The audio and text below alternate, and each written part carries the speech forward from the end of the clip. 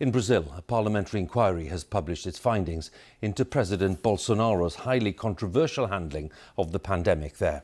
The country's death toll from COVID, at more than 600,000, is the second highest in the world after the United States. And the president finds himself accused of crimes against humanity and misuse of public funds. Our South America correspondent, Katy Watson, has the story. O vírus chegou e brevemente passará. Devemos, sim, voltar à normalidade. But despite President Bolsonaro's bold predictions, COVID-19 wreaked havoc in Brazil. There's no normal for the hundreds of thousands of families who lost loved ones. And as each new grave was dug, denial at the top continued.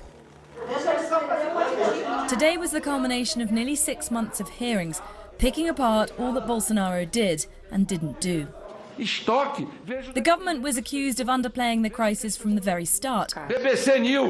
Senators pointing to our report in the Amazon, where hospitals collapsed earlier this year, as proof the situation was worse than claimed. Ahead of the report's final reading, crimes including indigenous genocide and mass homicide were removed. That, though, doesn't mean Bolsonaro has been let off. Absolutely not. The combined charges against President Bolsonaro amount to more than 84 years in prison. Tadeo spent 4 months in ICU. The scars from being intubated still very visible.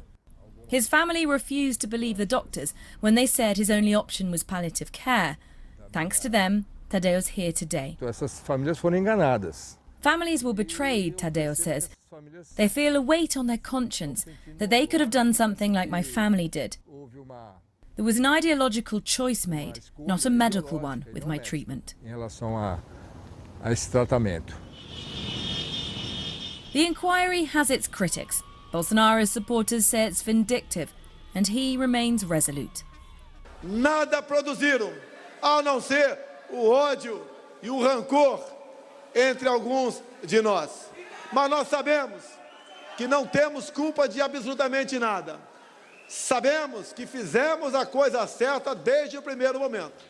600,000 deaths and counting. While Brazil buries the dead, crimes are still being unearthed.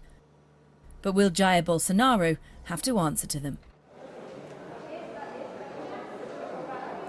So senators will be back here next week to vote on the report, and if it passes it will go to federal prosecutors who will decide whether or not to look into the charges recommended by the report, but there are no guarantees. What is clear though is that this inquiry has dented Bolsonaro's popularity, and there are elections here in Brazil next year, so could this cost him re-election if he runs? Katy, many thanks again. Katy Watson with the latest in Brazil.